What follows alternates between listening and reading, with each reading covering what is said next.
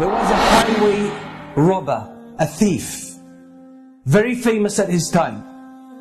He was in love with one girl, and he had the habit of sneaking into her house some way and watching her, observing her for some time.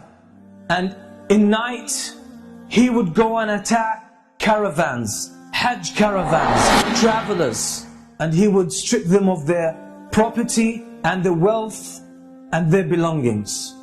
He was notorious to the extent that a lot of the caravans most of the time would change route to avoid that area. One night he climbs up the wall of the house of that girl that he loves, and he sneaks into the house, and as he was making his way into the house, someone was praying Qiyam al-Layl. Someone was standing before Allah subhanahu wa ta'ala and praying at night alone, reciting the words of Allah subhanahu wa ta'ala. أَلَمْ يَأْنِ لِلَّذِينَ آمَنُوا أَن تَخْشَعَ قُلُوبُهُمْ لِذِكْرِ اللَّهِ. Hasn't the time come yet for the believers that their hearts pay heed and feel humility to the words of Allah? Hasn't that time come yet? And the words shook him and grabbed his heart, and he was moved deep inside. It hit a chord. He started thinking about these words, and he forgot the main reason why he came to this house. And the only response that was on his tongue, his spontaneous response was, Bala ya Rabbi qad an. Indeed, my Lord, the time has come. And that moment he changed. So he went out of his house, roaming aimlessly, contemplating his life, contemplating his past, his behavior, his reputation, and his future, and his relationship with Allah. He ended up with a group of people who gathered together, and they lit a fire, and there were travelers, strangers. He asked their permission to join them. He sat with them, and they were disputing whether to spend the night there or to carry on their journey.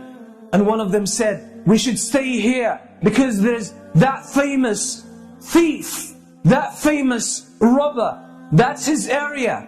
And if we carry on traveling, we might, or he might jump on us, and we'll be in trouble. So let's spend the night here, then we will set off in the morning. And the name they mentioned, the name of that thief, was this very person.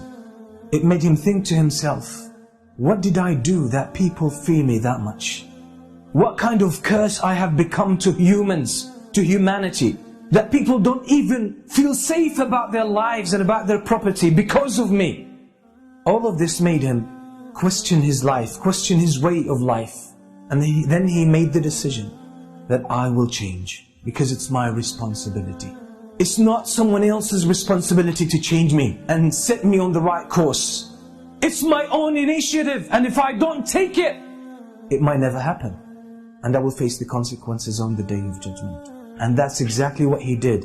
And he became one of the famous scholars, one of the famous worshippers in the history of Islam.